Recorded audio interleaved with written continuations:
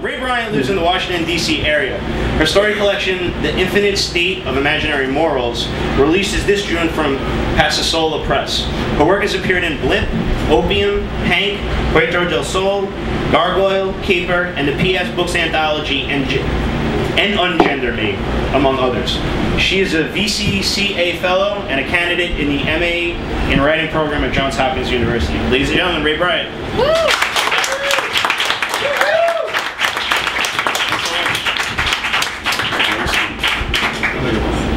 I'm really happy to be here. My train trip that was supposed to be 3 hours ended up being 6 hours from New York, so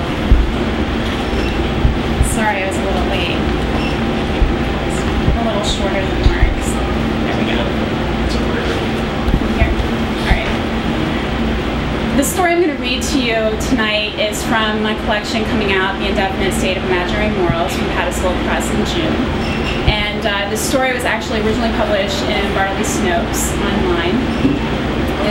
It's one I like very much. I like to read aloud. So. Intolerable Impositions. She gnawed her arm off in the morning before he woke. There was no way around it.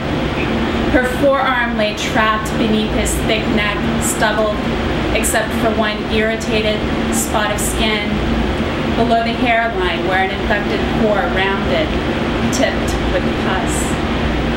She had seen it the night before the infection.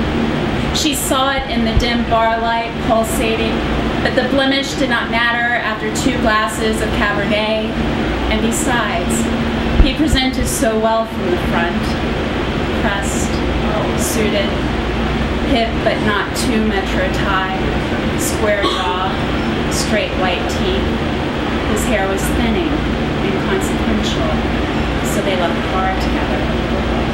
After a tolerable sexing, top, bottom, behind, over the edge of the bed, he turned his back and asked if she would find the ingrown hair on his neck because it hurt him. And he had no one to do it now that his mother had passed away 3 months ago. In the dark silence of their after sex, he explained how his mother cleaned the area with hydrogen peroxide, then extracted the infection, fishing inside with tweezers and a needle to find the offending hair. He spoke with soft words. She could always find it so quickly. Now I have no one. Would you mind? The tweezers and the peroxide are in the bathroom cabinet. It was a test, though he did not admit it. She had known other men like him, men who searched for a dedicated intimate, a partner, unsqueamish. It was their way of telling the keepers from the one-nighters. She begged off the immediate task. I'll do it in the morning, she said, smiling, as if the task did not disgust her. She woke before him. The bulbous infection lay millimeters from her nose, an inch from her forearm. It would touch her if he rolled backward toward her. As long as he lay motionless, she was safe.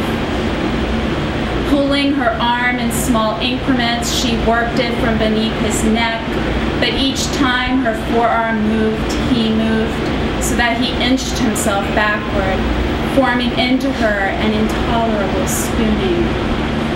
She had not consented to affections.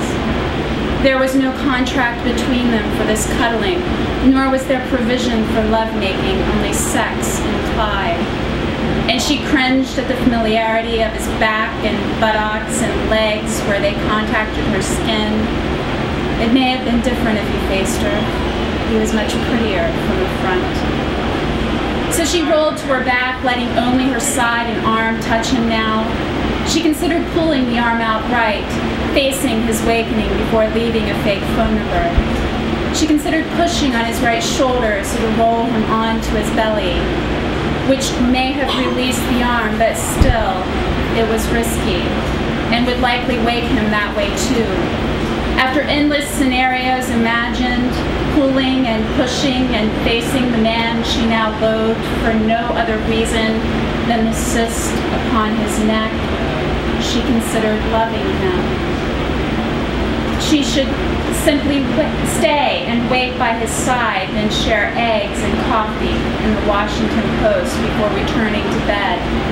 But the venture brought the inevitable task of extracting the hair and the pus, and she found herself glaring at the thick, heavy neck with hatred. Only one thing to do. It took her the better part of an hour to gnaw through the bone. The flesh was easy, soft, pliable, seasoned with skink creams and the experience of her near 30 years.